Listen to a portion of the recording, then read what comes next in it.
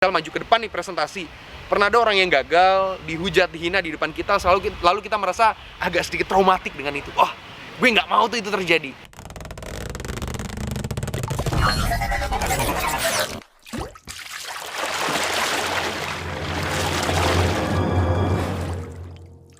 Halo semuanya, selamat datang di Jelas ID.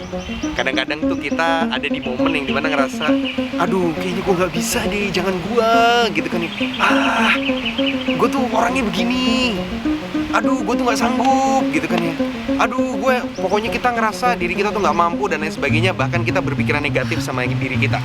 Setiap kali ada momen itu kita berpikiran negatif. Misalnya, setiap kali disuruh presentasi kita ngerasa, aduh jangan gue deh, gue nggak bisa, gue gini dan lain sebagainya. Setiap kali disuruh mengerjakan sesuatu, aduh jangan gua, dia aja. Karena merasa diri nggak oke, terus negatifnya muncul. Ya, secara teori itu disebut dengan automatic negative thought. Ya, jadi secara otomatis pikiran negatif itu muncul. Dan kenapa itu terjadi? Biasanya karena ada pengalaman-pengalaman yang tidak mengenakan.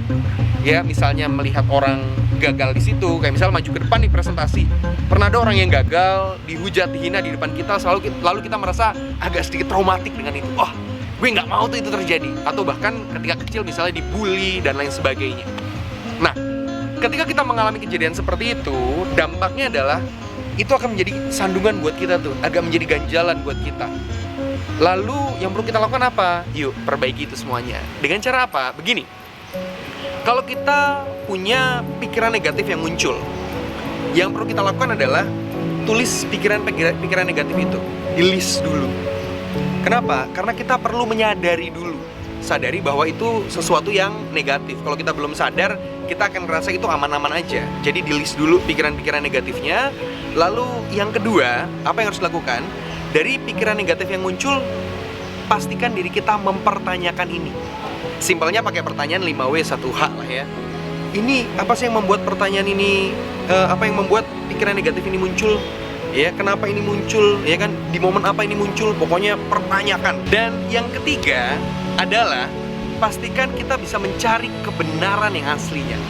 Kayak misalnya begini, kita misalnya ngerasa, aduh jangan saya dia yang presentasi, kan sudah munculin tadi pikiran negatifnya apa, pertanyakan, habis itu cek posisinya di mana memang kekurangan kita dalam berpresentasi di depan, bercerita di depan, menyampaikan sesuatu di depan. Kita cari kebenaran aslinya seperti apa. Oleh karena itu, yuk terus perbaiki diri kita supaya pikiran kita bisa menjadi lebih baik lagi. Ya, silakan share video ini jika merasa teman kalian membutuhkan informasi ini. Oke, sampai bertemu lagi di video selanjutnya.